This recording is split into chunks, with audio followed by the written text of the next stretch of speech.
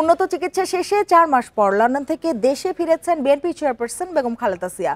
সঙ্গে ফিরেছেন দুই পুত্রবধূ ডাক্তার জুবাইদা রহমান ও সৈয়দা শর্মিলা রহমান।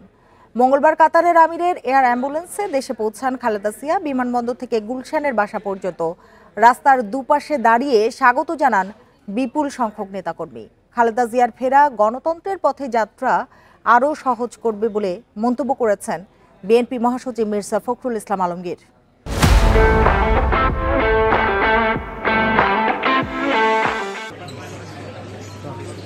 মঙ্গলবার সকাল 10:30টায় কাতারের আমিরের এয়ার অ্যাম্বুলেন্সে শাহজালাল বিমানবন্দরে পৌঁছান 3 বারের সাবেক প্রধানমন্ত্রী খালেদা জিয়া।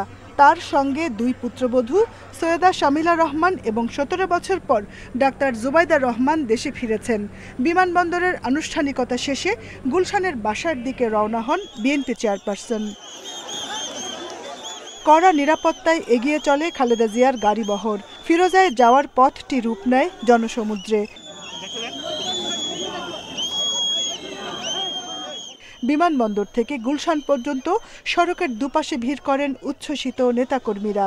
গাড়িবহরের সাথে এগোতে থাকেন তারাও।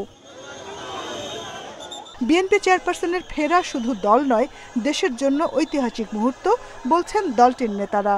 খালেদা জিয়ার এই ফেরা গণতন্ত্রের পথে বড় ভূমিকা রাখবে বলে মন্তব্য করেছেন দলের মহাসচিব মির্জা ফখরুল ইসলাম আলমগীর।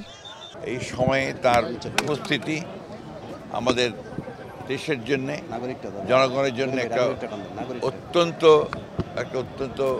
উল্লেখযোগ্য দিক। আমরা মনে করি যে বেগম খালেদা জিয়ার এই উপস্থিতি, তার দেশে ফিরে আসা, এটা আমাদের গণতন্ত্রের উত্তরণের পথকে আরও সহজ করবে। উন্নত চিকিৎসার জন্য গত 8 জানুয়ারি লন্ডনে যান খালেদা জিয়া। সোমবার স্থানীয় সময় বিকাল 4:20 ঢাকার উদ্দেশ্যে লন্ডনের হিথ্রো বিমানবন্দর ছাড়েন বিএনপি চেয়ারপারসন।